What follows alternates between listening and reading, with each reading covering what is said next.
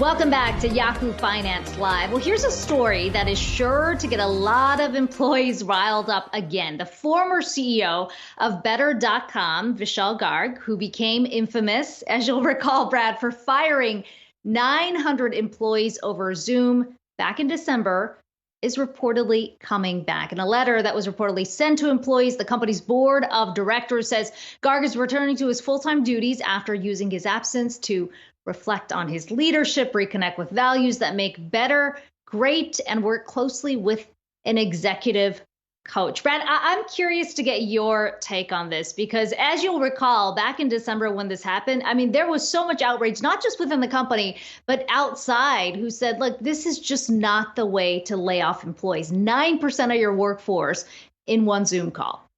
Yeah, I believe the broader sentiment from anybody who read this story across social was just cringe when you think about the amount of different Zoom meetings that many of us had been going through over the course of the pandemic. And then for everybody who had made it to that point into December, and to have that really kind of, that kind of aware, or at least tone deaf approach, we should say, to understanding how this could be received, not only by employees, but also by clients at the end of the day, too, and customers who use the services of Better.com. And so it's also kind of coming with this broader fabric of what they were gearing up for, especially considering that there were reports, and at the time they were looking to go public. And so that is something that we've seen in the past, where companies are super cost conscious going into any type of public debut, whether it be a SPAC or direct listing or anything of the like.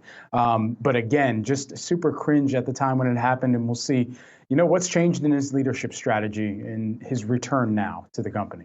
Yeah, and it's worth noting that they've pushed off that listing since. And I think you're right when you use the word tone deaf, regardless of what was happening internally. The argument here is that that's just not the way to do it. And what we're hearing now is that Garg reportedly sent a letter to employees. So it wasn't just the board of directors.